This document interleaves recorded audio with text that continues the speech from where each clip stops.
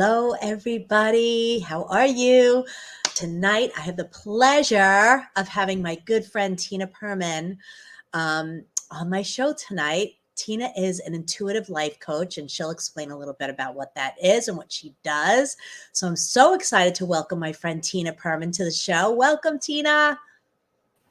Hello, Janet. Hello, my friend. Hello, there you are. I'm so happy you're here. I'm so happy to be here. First of all, congratulations. It's so cool to see you doing what you talked about years ago and it all coming to fruition for you. So I'm happy for you. I know you've been wanting to be a life coach for quite a while, and you just came right out of the gates with the show. Right? I don't waste any time, Tina. I know. When you decide you're going to do something, you just do it.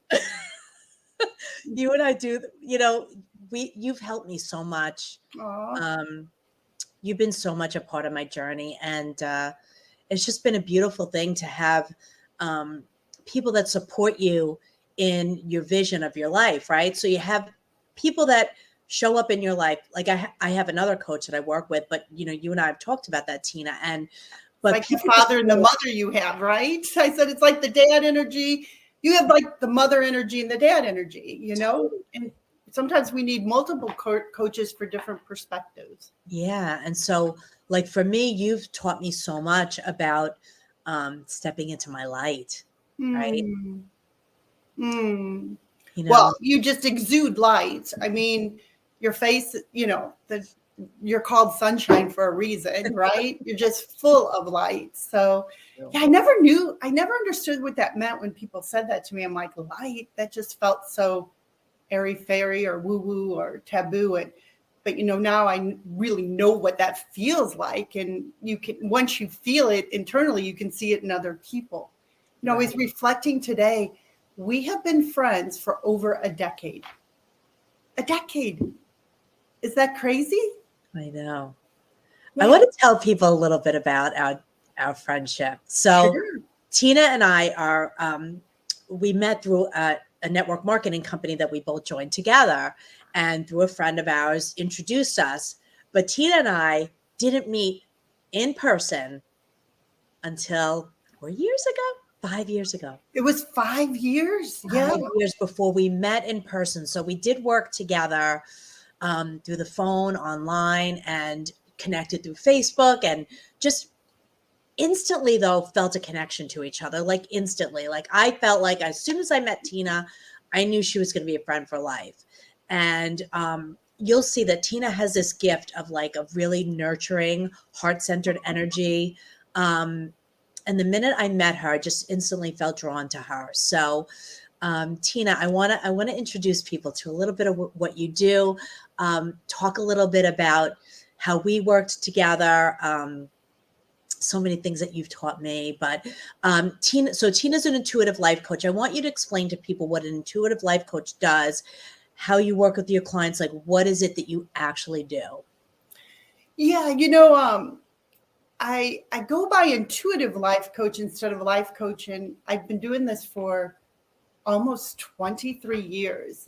And 23 years ago, intuitive life coach was kind of taboo, or it wasn't as known as it is now. Now it's very well known and acceptable, but I work from my intuition. So it's very different than talk therapy or therapy.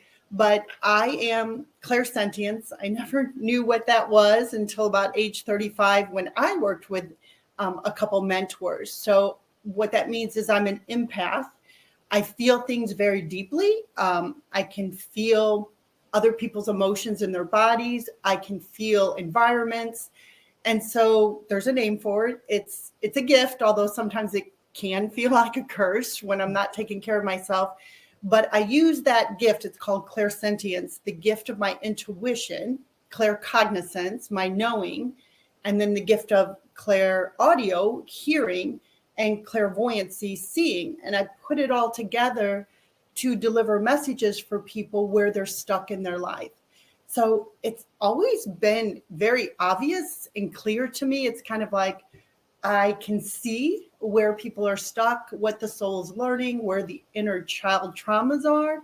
kind of like, it's like, oh, wow, the sky is blue. Can't you see that? Or there's the elephant in the white room. So I give people awarenesses that's below their level of consciousness, because most of what we do is good news, bad news, below our level of consciousness. And then from that, those awarenesses, it brings up to the conscious level, and they can heal traumas from the past that are still keeping them stuck now, and then move forward whatever area of their life that they're stuck in. So I like to say that life's an inside job. And when you do the inner work, and by the way, it's called work. It's not always easy. That's why it's called inner work. It's not like inner play, right? But when you do the inner work, I mean, I'm a living testimony of that. The outer world changes. So I work from the perspective that we're spiritual beings, a soul with a body, spiritual beings having a human experience. So I work on all levels. I help people on the emotional level. I use a modality that's called the emotion code. Really cool technique.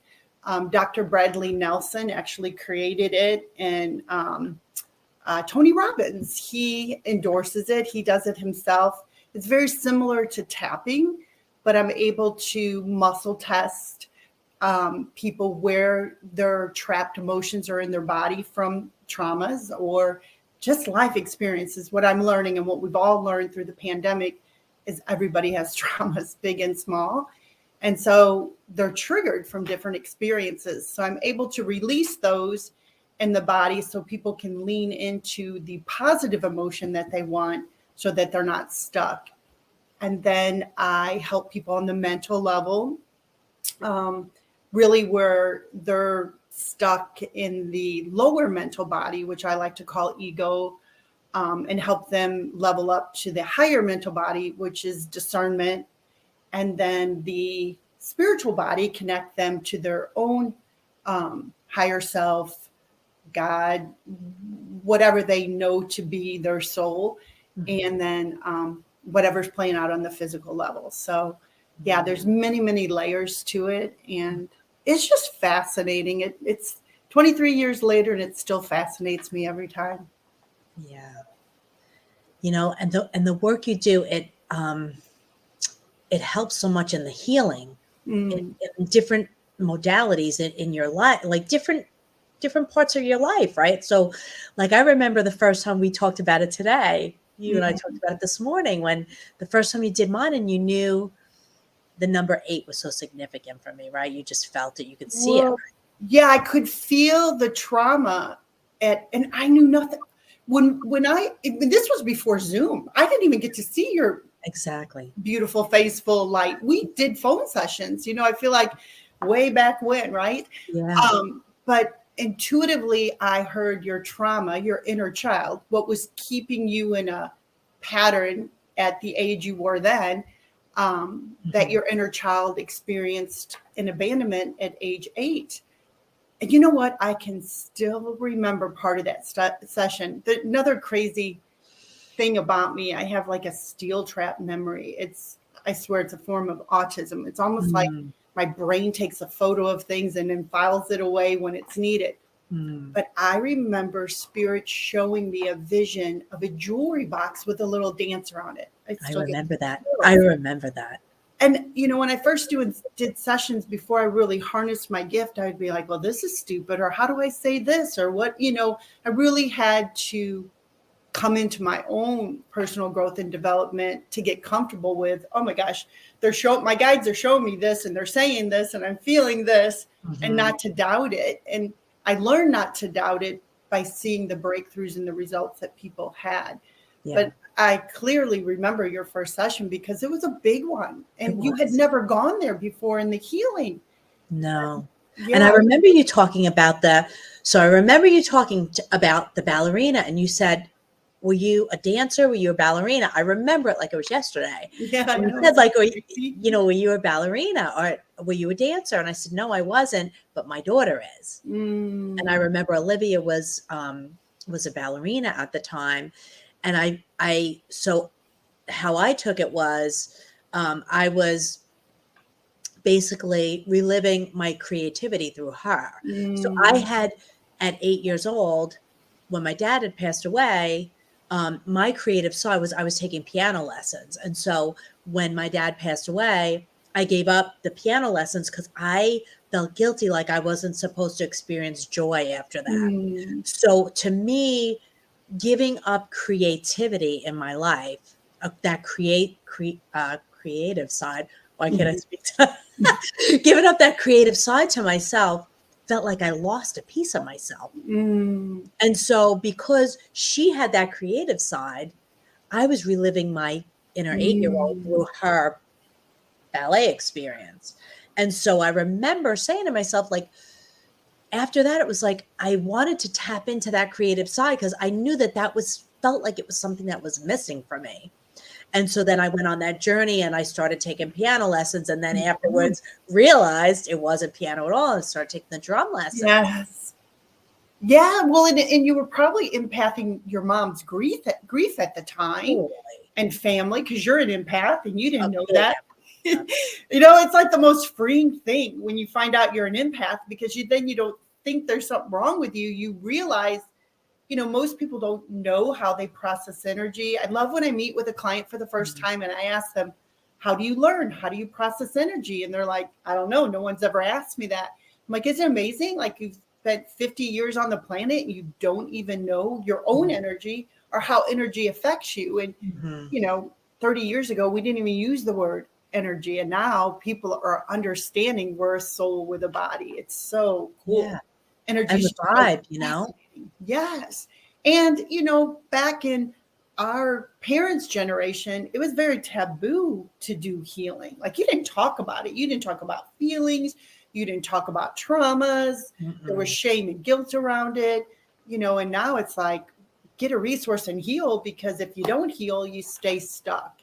So, yeah, it's pretty awesome. But Yeah, yeah, I remember that session so clearly. It's, me too. there's just certain sessions that stick out in your mind and you can see the results and you Mhm. started the journey from that. Oh, And yeah. you said the word creativity. I've learned that creativity is just the flow of the creator, Mhm. right? There's a spiritual aspect to that. Well, of course, I think there's a spiritual aspect to everything, but Everything. And when I don't like, for me, mm, music for me is everything. So, like, if I'm feeling a certain way and I put music on, it could totally change my state, It well, could it shifts the vibration and shift the vibration. frequency. Yeah, Totally. there's so many things that shift our frequency and vibration. My Steve, my husband, he's a Mhm. musician. He's been playing guitar since he was 3. It's so fascinating to watch. Where Mhm. for me, meditation is my music. So if I Mhm. just sit in meditation, I can feel, ready for the day.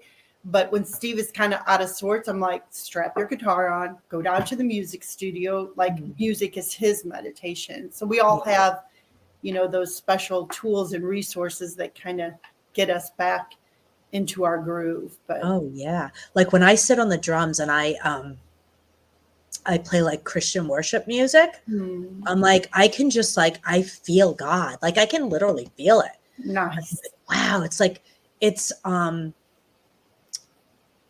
it's the way that I tap into my spirit, and I can Mm. literally feel, like, my spirit moving in my body, and um I can feel God within me. Like, that's how I feel Gosh, it. I wonder if, now we're going to go really deep, but I Mhm. wonder if a past life you were a drummer, a shaman, Mm. Native American Indian, because people who are drawn to that, I know looking at my husband, I'm like, there's no way that um, gift of his came in this lifetime. Just like my intuition, like I've always been an intuitive person, but not on the level that it is. Like I Mhm. know the emotional intelligence I've had isn't from this lifetime, because it's Mhm. not normal, right? Right.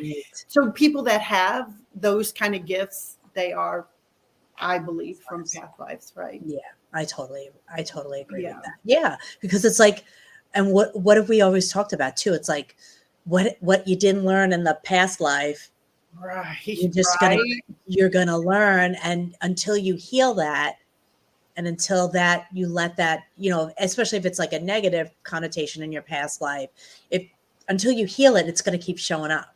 And it does. Doesn't always say, because, I've heard things in the car accident, but I sure wish I would have gotten them in the whisper, because when the universe, God, creator, whatever you call it, we all know that energy. But if we don't hear it in the whisper, it gets louder, and then we can play it out in the car accident. But that inner voice, we all know it. It's just, it seems like we discount it. We've been taught to discount it.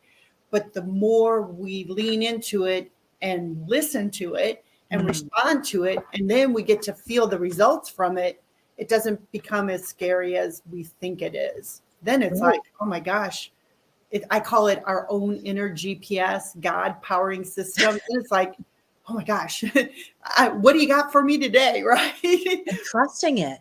Yes, that's a big thing. That's a huge thing.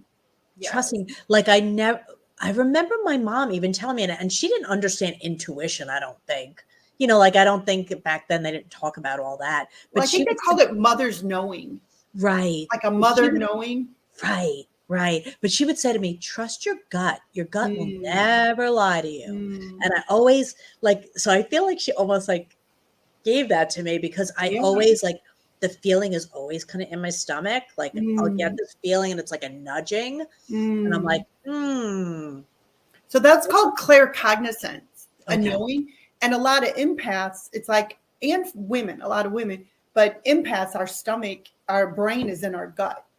It's like we get that feeling, and we just know it in our gut. It's like our second brain is there, or that's our first brain. So that's called claircognizant. It's just a knowing. Yeah. And I'll know it, and I'll be like something. And then a lot of times, for me, I trust my guidance, where for me, it's an audio stuff. So I might go on YouTube, because I have different people that I subscribe to. And I'm like, what's the message I'm supposed to hear? Because I know that there's something I'm supposed to learn or hear or trust a feeling or something. And I'll go and I'll put something on. I'll be like, oh. Right. Right. Yeah. That's why I say all the time, pray for signs. But, a lot of times we're praying for them, and then we're not present enough to see them or respond to them. Numbers is a big thing too. I know for a lot of my clients, angelic numbers, 1111, 444, 222. I love numerology. That's another modality. But I really believe our loved ones that have passed away, our angels, our guides, they speak to us through numbers, through other people, through music. And it's so obvious. It's just, you got to be present to receive, and then once you get it, it's like, oh, how did I miss that one? Right. Yeah. Well, so I never really I did understand signs and stuff like that. And then before, my sister-in-law and I were very close, and she passed last year. And before she passed, and my brother had passed before her, she was like, my brother would come to her in feathers. She would see feathers. And it was really interesting. So I never saw feathers, right? That was never my sign. It was usually cardinals or something like that, or butterflies. And then all of a sudden she told me that. And I remember after he had passed, I went to the beach, and I was kind of missing him or whatever. And we went to a different beach, and I went into the stall of the bathroom, and the one that I went into didn't have toilet paper. So I went to another one, and there was this sign on the wall, God has a plan for you or something. Right. And I was like, okay, that was a message. And then I walked down the stairs, and all I was on the floor was a big, huge feather. Wow. Yes. And I was like, okay. And then did you get the goosebumps at that moment? Totally. Because I believe then our body confirms it. And I call them angel bumps. Yeah. God bumps, right? God bumps, right. Yeah. That's where your clairsentience is, the feeling of it in your body. It's kind of the confirmation. Mm-hmm. Yeah. And then the other day, same thing. I was praying, and then the number 1111 come up. 1111 is always my number. Nice. And then I looked down on my floor, right by my feet at my bed, and there was a feather. Wow. Okay. Wow. And then did you say, hey, what message do you got for me? Did you ask for the message? I did. Oh, awesome. I did. I did. And then later on, I got the message. Message. Wow. Yeah, it's just like dialing the phone, right? It's like a download, right? I call them like downloads, Right. right? Yes. So like the Yes. way we download stuff on our computer, it's like download your spirit, right? Right. And we have all this assistance all the time. It's just we're not taught through religion or as a young kid how Mhm. to do it. And I see it in my grandkids. Like I believe from like birth to age 5, we're just a clear channel. We're just a clear filter. That's why kids can be in the moment. They're so innocent. They're so pure before the projections, the shame, the emotional body comes in. But Mhm. they'll talk to their imaginary friends like they get it. It's so beautiful to see that. And then the traumas come and the projections, and then we spend our adult life trying to get back to the innocence of the magical inner child, which they know the connection to spirit, right? They do. They do. And that's what's so beautiful about it, because they don't have, and one thing like I learned for years, just even through coaching and stuff that I've learned, is like we're all innocent children of God. Right. It's just that somebody projected onto us like a story or an idea or something that, not that we weren't innocent children of God, but it was like we were supposed to be shameful, or that was Right. sin, or this is, Are their unhealed emotional traumas, right? Yeah. Projections. Ooh, they don't feel good. they don't feel good. And always like music kind of being my thing, that I would, we had when I was growing up in my mom's house, we had a basement that was like a soundproof room that Mm. I could blast the music and my Cut loose. family could hear it. And I'd have the hairbrush and I'd be like the rock star, like all that stuff, because that like felt I was tapping into my spirit, right? So like that was the piece of me that felt the most peaceful. Like when I was being creative, I felt like a flow, I guess is the word I would use. It was like I was doing my thing, I would say. And Uninhibited. what's that? Uninhibited. Uninhibited. Yeah. Yeah. That Yeah, creative flow is amazing. it is. And it feels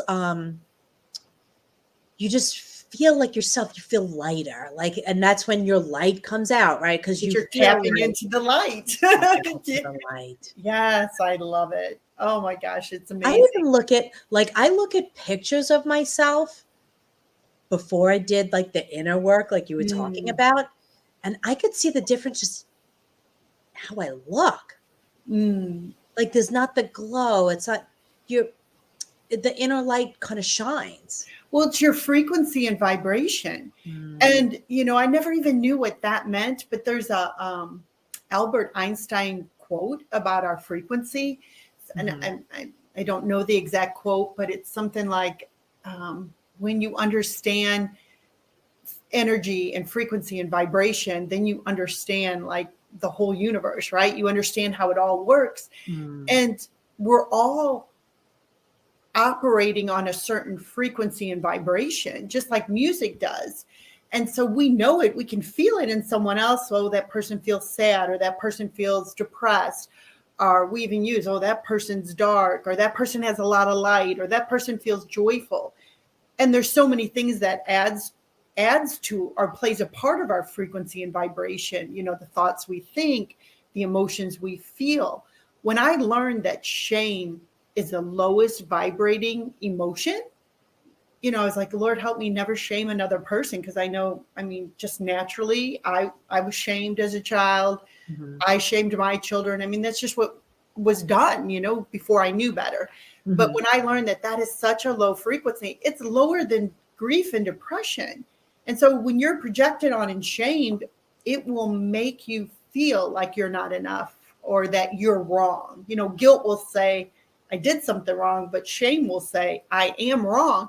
And your frequency energetically lowers. Like food has a frequency, and we understand that from the nutritional company that we're in, right? Like when I Mhm. learned that processed food, I mean, come on, I love my chocolate, but Right. when I learned that it has a zero frequency, I mean, that makes a difference in your body, right? And Mhm. environments that you go into, that makes a difference of your frequency, or alcohol, drugs, different people. I mean, there's so many different things that play a part of our light. So yeah, when you are unconscious or you're doing things that lower your frequency, it shows up in your face, just like lack of healing does. You know, we have terms for that. You know, what do they call it? An RBF or something, right? You can see where people's traumas come out because the inner, like I said earlier, you know, life's an inside job. But the last person to know is that person. You know, we all think, oh, we're hiding when we're walking around saying, oh, life is great, when we're really not feeling that on the inside from the traumas. Yeah. Well, I feel like, remember Charlie Brown? Remember Pigpen with Yes. the puff of Yeah, smoke? yeah, Like, yeah. it's like an inner pig pen. Like your inner vibration is like a inner pig pen, right? It's like, oh, it's like stinking up the air, because you could, like, you ever talk to somebody and be like, I don't know what it is about them, but I don't want to be anywhere near them. Right, right. I mean, Feel we it. all put out our vibe and Yeah. frequency like a radio station, right? And the Yeah. higher Well, then, our vibration and frequency, the easier it is right. to manifest and attract those good things that we all want. Right. And then, or you'll, you know, like when we first met, I was like, I want more of Tina. Aw. It's like, you know, because you're attracted to the light. You don't know that it's the light, but you just, there's the Mm, feeling, that vibration comes through. mm. And the people would say years ago, like in the 60s, I don't think people understood what they'd be like, they got a good vibe. I don't think people really understood what that meant, but now we do. Right. And it's the same thing we say with words are so powerful, you know, oh, I got a hole in my heart, you know, or something Mm, like that. And people literally are talking about their unhealed traumas and they don't realize it as well. Yeah, yeah. this work is just so fascinating to me. Always has been, always love energy. But, you know, it wasn't until I went through my own personal growth, um, gosh, at age 35, such a long time ago, that, you know, up until age 35, I feel like I was living well, I did an unconscious life, and becoming conscious and doing all the work. Gosh, there's so much freedom and power in that. Yeah, I always say, gosh, my regret is I wish I would have known sooner, but everything had to happen on purpose for what it is. But Mhm. yeah, there's so much power in awareness, so Yeah. much power. What would, what was the catalyst to have you getting into coaching, Tina? Like, how did you get there? How were you introduced to it for yourself to grow? And then, you know, what did you do for yourself? Like, what made you decide to coach yourself? My life was out of control. It was like I needed resources. You know, at that time, at age 35, I was going through a pretty painful divorce, and traditional therapy just wasn't working for me. It wasn't working for my husband at the time, and it wasn't something he wanted. So I thought, man, I got to figure out why I'm unhappy. And traditional therapy, talk therapy just didn't work. I just didn't feel like nothing was changing in my life. You know, I didn't leave there feeling better than when I got there. And so I took a personal growth course, and it was a 40-hour weekend, and it was amazing. It was, you know, probably the first time I really cried in 35 years. And I started getting awareness and connecting the dots. And it was just like a new camera lens was on. And I then signed up a few months later to go through their coaching program in Austin, Texas. So Okay. I did that and trained, and then that led to spiritual growth and worked with some mentors. But really, I was looking for resources because I didn't have the tools. And then the next big thing is when I went through my near-death experience, and that helped me really come into my gift of spirit and being able to channel and my own intuition and to be of service to other people. So I never even knew I had that gift. Mm. You know, I was raised Catholic, Christian. That's my roots. I never even understood God isn't. I mean, it was like a whole different world for me. So yeah, everything opened up from that. And then it was just the last, I guess, since 1999 doing the work, and you're never done. At times I'm like, oh my gosh, I want to be done, but we're never done till we take our last breath, right? Mm-hmm. So there's always something to heal, grow, up level, work on, because life happens. Yeah. It's interesting that you say that, because I just like literally thought to myself the other day, am I ever going to be done like getting coached or coaching, and I was like, what's there to be done? Right. There's nothing to be done. It's like it's either you're growing or you're dying, right? That's Right. how I look Right. at it. It's like not growing feels like dying. So to me, it's like it's a no-brainer, and I don't have a choice but to keep growing. Well, and I think, church is on Sunday once a week for a reason. People have to go and nurture their spirit. And I believe, like I said, we're more than just a physical body, but we have an emotional body, a mental body, and a spiritual body, and a physical body. So we have to get resources for all those bodies if we want to live our best life and do what we were meant to do on this planet. I mean, we've all come here with a purpose, I believe, and a destiny. So we got to get all the stuff out of the way so we can be about our purpose and live our best life. Because, we all saw the last 2 years going through the pandemic. Gosh, I've never seen the level of anxiety and depression and fear on the planet like it has been in the last 2 years. But the people that I've seen that have been doing the work and have the tools, they're navigating through it, better. So I can see that the work works just by the results in people. But Yeah. yeah. Do you have clients that are like regular, like weekly people, Tina? Yeah. I mean, I have people that come weekly, depending on what they're working on. A lot of entrepreneurs that, when they work on their self, the business changes, right? The whole concept of life is an inside job. Yeah. I have people that will come monthly, people that come when they need a tune up, people that I've coached for a decade, people that come for 1 or 2 sessions and they get what they need. Just it all depends on what's going on in people's life. And I've coached people from as young as age 9 and as old as 87.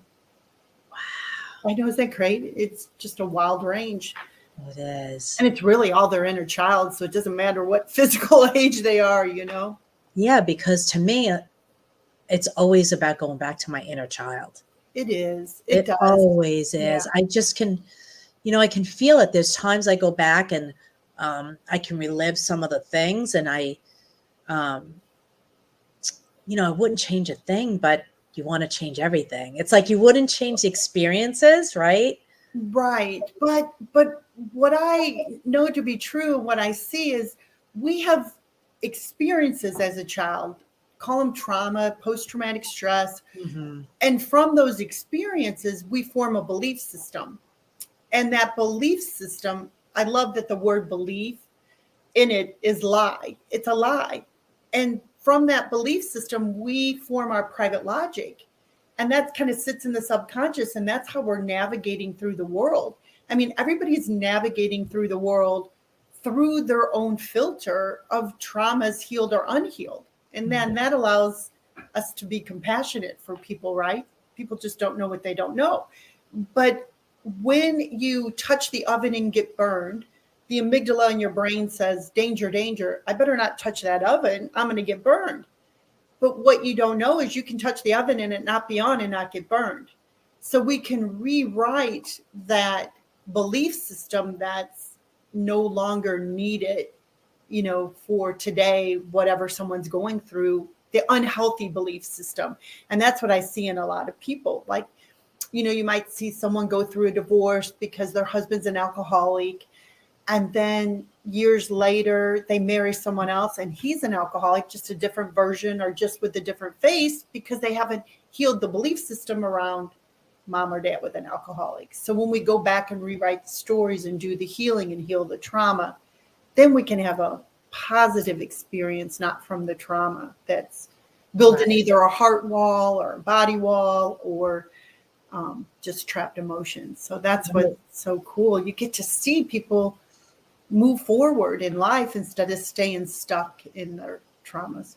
Yeah, like you and I were talking about this morning when we connected, just even about myself on, with my unhealed stuff, and learning that, because, for some of you that might not know, I'm going through a divorce, and it's like, until I heal the stories and the beliefs around that, I'm going to I'm going to keep getting what I got in the past. Like you said, it might look a little bit different. The next person might have a different face, but it might have the same experience unless I heal that. Right. Right. That's what I see. That's what I know to be true. But, I also know, I believe we create a lot of these experiences. Like I know, I went through my divorce Mm-hmm. to learn forgiveness. I mean, even though it was one of my most painful experiences, Sure.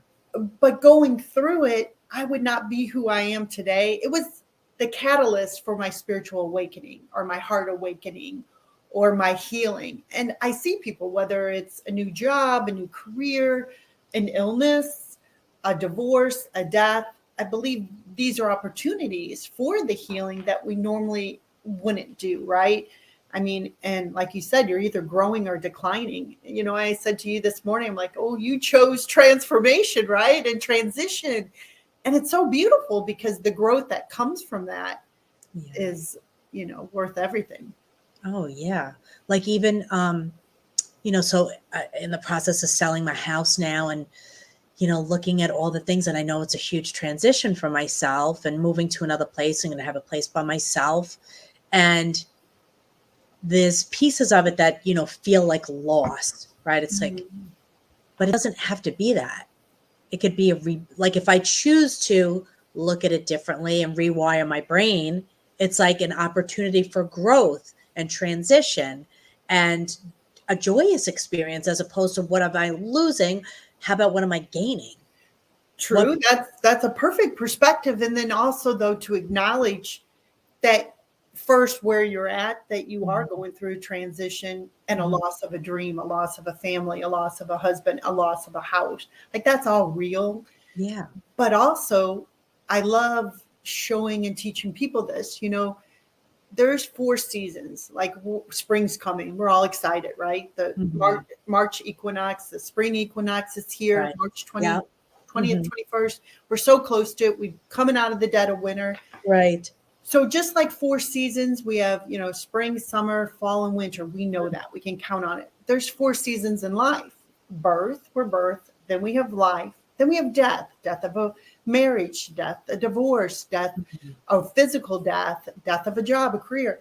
But Mhm. people usually stay in that death because they don't have the resources to go to rebirth. And rebirth is spring. So you're tidying up the death of the marriage, the death of the family, the death of the home. Like that's Mhm. real. You're in that. But then you get your rebirth, your spring of whatever you're going to create in the Mhm. basement of the home in the studio, right? Like Mhm. you get that creativity. What's the next chapter of your life going to look like? But most people don't know even how to get there. Right. And I'm Yeah. grateful for the tools, because Right. I Can't can't imagine. imagine going through this without tools. I Like, know. I don't know how people do it. Like, how Well, do it's you? not pretty. And I used to call it, like, that's why I'm so passionate about what I did, because that's what forced me to get the resources, but I didn't have them. And I said, oh man, I could have avoided a shit show. It was messy. It's not pretty when you don't have the tools. Yeah. Surrenders are hard if you don't know how to do them, but Yeah, it's so empowering and loving the way you're doing it. totally. Yeah. Because I feel like people look at a divorce as like, even just like, I'm going back out into the dating world, and people are like, well, what kind of dramas are on your divorce? I'm like, none. None. Yeah, that's not who you are. Because, I think because I've done so much work, that's the piece of me that rubbed off on him a little bit, where it was like, we made an agreement, or Right. because I set the context for it, it was like, we're going to be in agreement that we're still always going to be a family in some sort of a way. We're tied to two beautiful girls. And I don't ever want them to feel like they're stuck in the middle of us or have to choose between us. And we Beautiful. agreed that we would go through it in the most loving way possible. I mean, how could you, to me, I say to people, you can go through a loving divorce, even if you're hurting. Well, You can because the still, love is always there. yeah, and you could The love choose to is always be in there. it, right? You could just choose it. Yep. I might not be in love with him, but that doesn't mean I don't love him as a person and I don't ever wish harm on him. He gave me a beautiful life and two beautiful daughters. What else could you ask for, Yeah, and I'd like to say, like, we never use this word because most, most people, when we're living from ego, we see it as polarity or duality, good, bad, right, wrong, Mhm. win, lose. And so they think that, there has to be a good, bad in a divorce. But really, every experience that we have, we can use the word complete. If you feel like whatever that relationship has taught you, you're complete at, then Mm. it's not a failure. I You're love just that one. complete. Like people will say, oh, wow, if I quit, I failed. But being complete at something, like I knew in my marriage, there was no way I was going to grow. I didn't like the version of who I was. I mean, I'll save the whole story for another day. But with the truth of the matter is, my soul was complete. And I wish I would have done things differently, or I wish I would have had the tools to do things differently, probably because it would have created less trauma for my children. But that's why Mm. I'm so passionate about what I do, because now I can see the ripple effect with clients and helping them to avoid the mistakes I made. But it Mhm. is true, when we're complete at something, we're just complete, and there's no way we can grow in that venue anymore. You just know in your soul, like you said, your gut instinct, Mhm. and then you move forward. Yeah. Yeah. I love that. And Yeah. I love the word complete because there's times that I have beat myself up and said, did I fail at not giving my marriage another go? And it's not a failure. It's a completion, like you said. And when I look at it that way, it doesn't feel yucky, or it doesn't feel um, like I wasn't honoring my soul. Yeah, and sometimes a mentor told me this one time, and I saw it in a different light or perspective, that a lot of our karmic experiences, we know when we're complete. It's like, Mm. oh, that was karma for whatever the healing was, right? Mhm. And so when we can honor and saying, oh, I'm complete at that job, or, I'm complete at that home. Steve and I, um, we moved a little over a year ago, and we have been married almost 18 years. And together we've bought 3 houses together. We've Mm. moved 3 times. And a lot of people think, oh my gosh, you're always moving. I've gotten a lot of judgments around that. But I can see for us, each house that we moved to was on purpose. We were complete. I didn't know why. I would hear in meditation, okay, you're to sell the house now. But the time that Steve and I both went through our divorces with our exes, we were both buying our dream homes with them and went through our divorces instead. So it took a lot of inner work and moves for Steve to get to our dream house together now. I never understood it, but I just knew when I heard through meditation, or I had the feeling, hey, you're to sell your house. And I'd be like, what? And then I would hear the reflection when I didn't have the self acceptance. Oh, you guys are moving again. But it was really from the people who weren't doing any movement in their life and wanted to, just Mhm. like you'll probably hear from people who either are unhappy in their marriage and stay there because they're comfortable and they don't have the courage to leave, are Mhm. people who, for whatever reason, those are usually the people that project, right? Oh, yeah. Well, I've had friends say to me, like one friend said to me last year, was like, "Well, do you think I'm happy with my husband? Like, you're not always going to be happy." And I was like, "Oh," Right. I was like, "So you're going to stay out of safety?" That's a good client for you, Janet. I know. That's a person you can help, right? I was like, and one of the things I get out of my meditations is I'm supposed to teach people from Mm, my experiences. So whatever my experiences are, that might be a teaching moment for a person like that. Like you said, it's like, because I could have stayed I could have stayed because it was safe to stay. Mm. It was safe for me to stay. I wasn't being abused or anything like that. I just knew my soul wasn't happy You were anymore. complete. I was complete. I know. I love that complete, because there's so many people that want to leave certain jobs, that I've coached, and they don't leave because they don't have the courage, or they're afraid, or whatever the reason is. And then guess what happens? They get fired.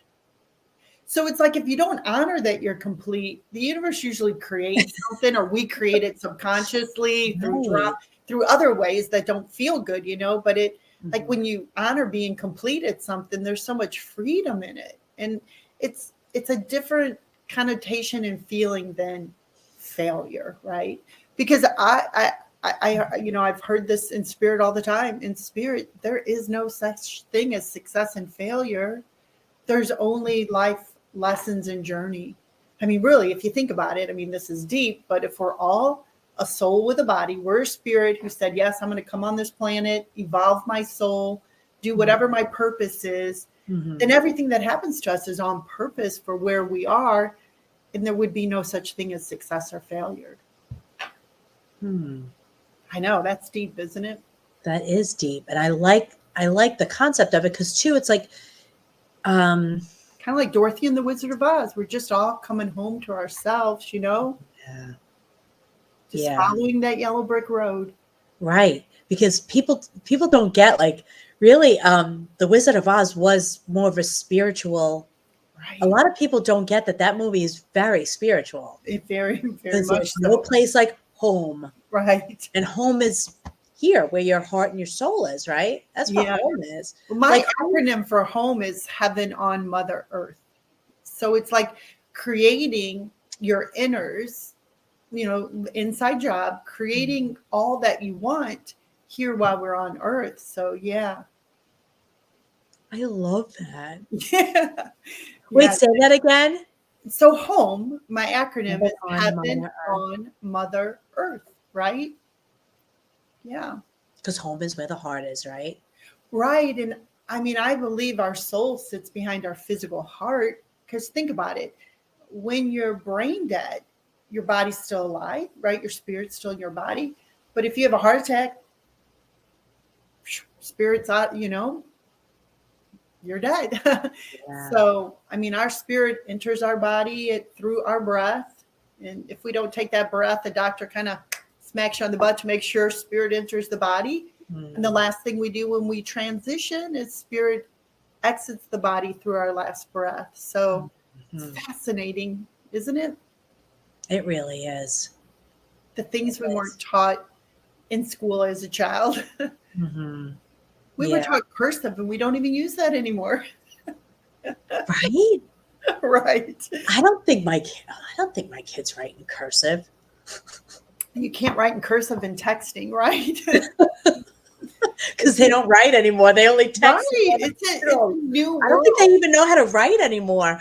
Right. It's a new world, but it's really cool to see. And I will say, especially since the pandemic, there are so many people open to the work and doing the resources and getting the tools and healing and moving forward. It's like the pandemic kind of forced people to do things a different way. I mean, people realize they can live wherever they want, I mean, you can do your work from Zoom. It's just a new day and a new earth, and it's cool to see.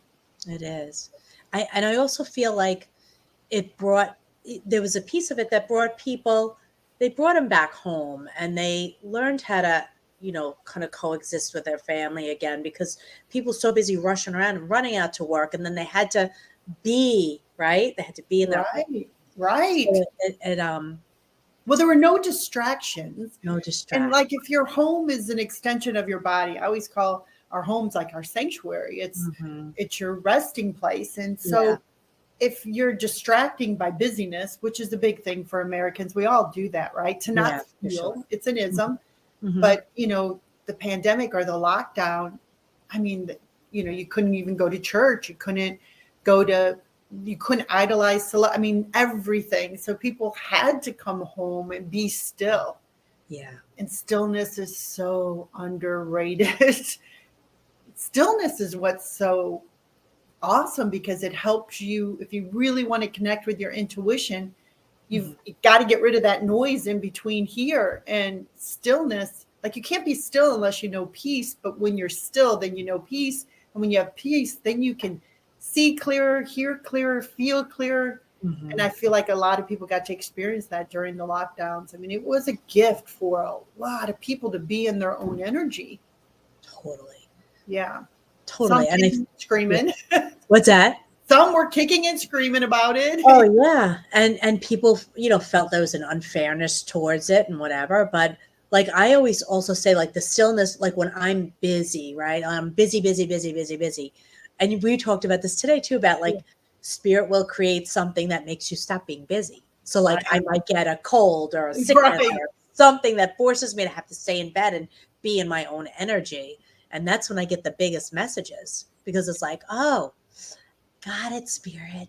Right, because you slow down and you're more present in your body. But Mhm. yeah, when it's like metaphysics, when it shows up in the physical body, it's already gone through the thought forms, the feelings. You know, the last Mhm. place it's to manifest is in the physical body, which is so interesting. Yeah, I Mhm. remember when I first learned metaphysics, I was like, no, this can't be because there's no way you can be a victim and understand that or practice it, you know? And now when something plays out, I'm like, give me that Louise Hayes book. I want to look up the metaphysics, Hmm. the emotion behind it in the thought form so I can see what's going on in my subconscious.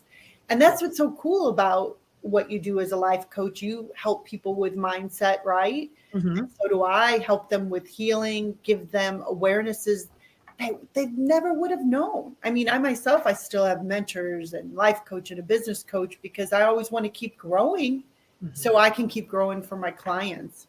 Of course, You can feel right? when you get stuck, you know, you can just feel when you need a tune up or, you just need a little bit of, of nurturing or awarenesses or see what's playing out. Oh, yeah, for sure. Even like,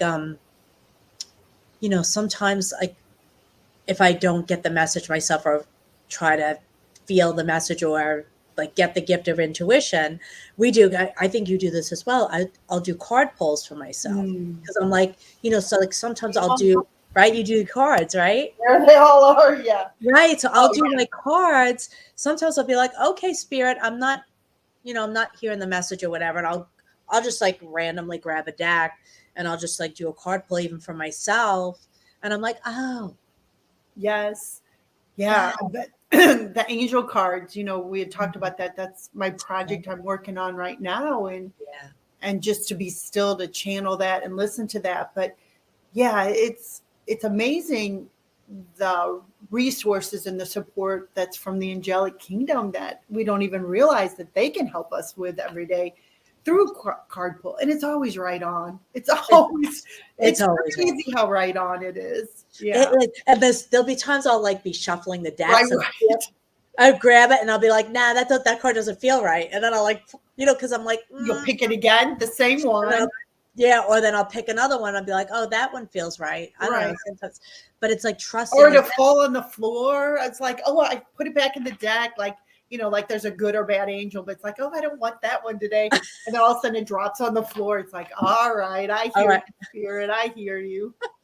Yeah, resistance is futile. It is futile. I know, isn't it? It is. It is. I love this, Tina. I Oh, love I love our connection. I'm great. I'm so grateful for you, Janet. Yeah. Who knew? I mean, it's just amazing how spirit aligns even people in your life. So, Mhm. so grateful for you. Same. I Yeah. mean, I just feel like we've been on this journey together and A decade, my friend. a decade. Yeah, I was thinking about that today. I've known you for a decade. A I feel decade. like we were on a blind date for half of it. It was like 5 years before I We even, were. and then when you picked me up at the airport, I was like, wow, this is so cool to like finally see and hug somebody that, we just had a I phone. still laugh about that because, like, I remember telling people, like, we knew each other by phone for 5 They're years, like, and then she's you coming were to just stay coming with to stay at my house. They were like, you're having a stranger come at your house. I'm like, she's not a stranger. She's my life coach. She's my Tina. She's Yeah. not a stranger. Yeah, it was pretty cool though.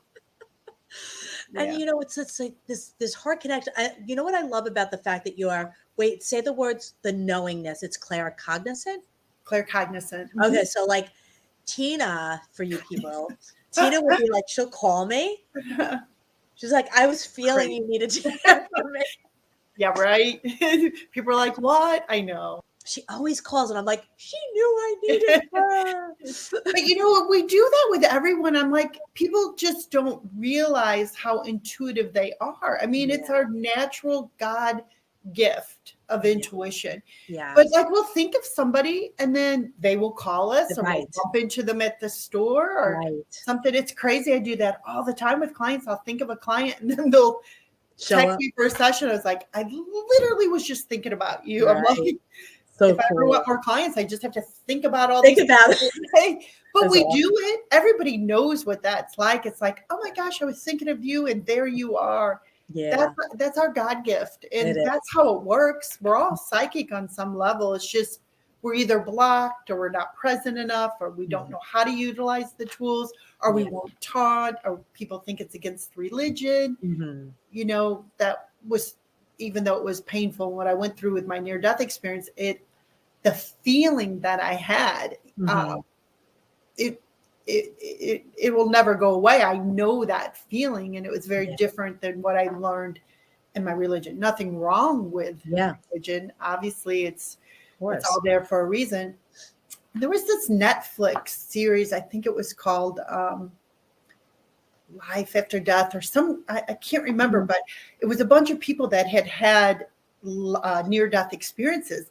And when I watched it and listened to each one's story, it was like, oh my God, they're describing what I experienced. And after they had their near-death experience, they went on to do like soul work, like what I'm doing as well. Right. Yeah. Oh, that's awesome, Tina. Tina, thank you for this. This was so great. Thank you for coming on. Thank you so much.